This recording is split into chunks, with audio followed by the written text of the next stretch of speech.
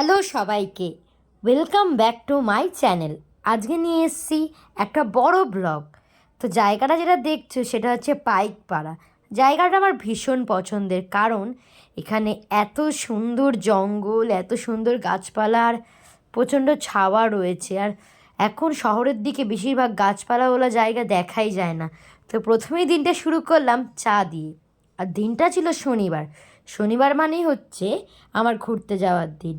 আর ওই দিনকে শুরু করলাম চা দিয়ে। চা খেয়ে আবার বাইক নিয়ে চলে গেলাম আস্তে আস্তে কিম্পো রেস্টুরেন্টে।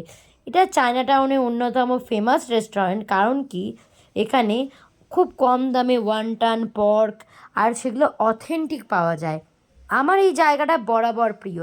যারা আমার ব্লগ রেগুলার দেখো তারা জানো আমি কিম্পাওতে প্রায়ই এসেছি, প্রায় অনেকবার ভিডিও করেছি। আমার জায়গাটা এতটাই প্রিয়।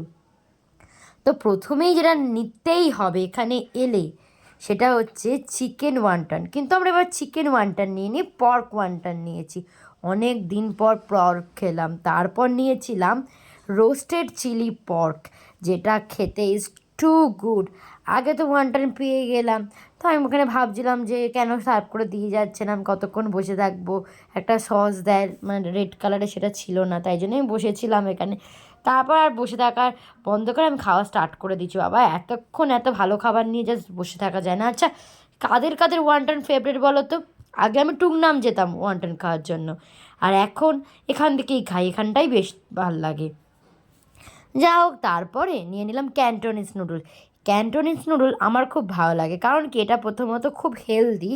অয়েলি মানে ওরকম এত অয়েল বা পেটের কোনো সমস্যা হয় না। আর খেতে তো অবভিয়াসলি টেস্টি, স্যুপ স্যুপ টাইপের থাকে। আমার তো একটু স্যুপ টাইপের জিনিসের প্রতি বেশি মোহমায়া আছে, তাই আমার খুব ভালো লাগে ক্যান্টোনিজ নুডলস বা গ্রেভি নুডলসও বলতে পারো। তো এর মধ্যে ভোরে ভোরে প্রন ছিল। তো প্রন চিকেন দিতে একদমই কার্পণ্য করেনি। তো সেটার সাথে কিছুই দরকার পড়ে না খাবার জন্য। আমরা এমনিই রোস্টেড চিলি পর্ক নিয়েছিলাম।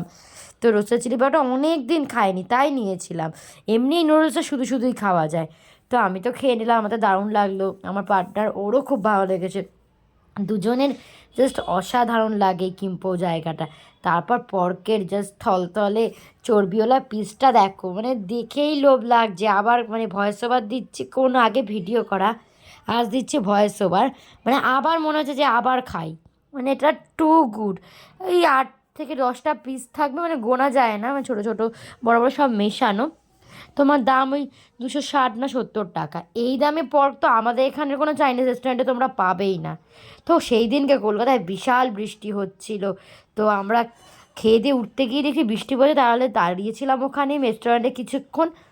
তারপরে আস্তে আস্তে বৃষ্টিটা ধরলো, কিন্তু আকাশটা দেখতে পাচ্ছ পুরো কালো হয়ে রয়েছে।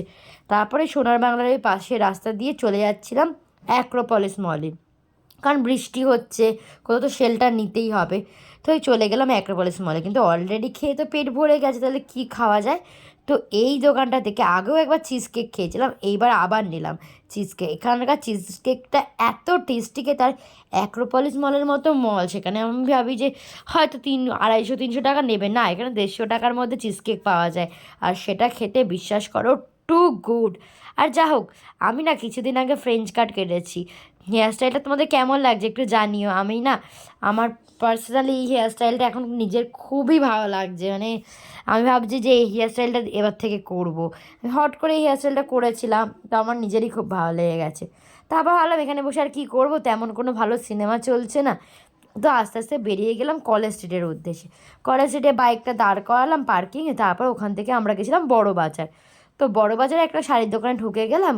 ওখান থেকে মায়ের জন্য একটা শাড়ি কিনেছিলাম, কারণ পরের দিন ছিল মাদার্স ডে।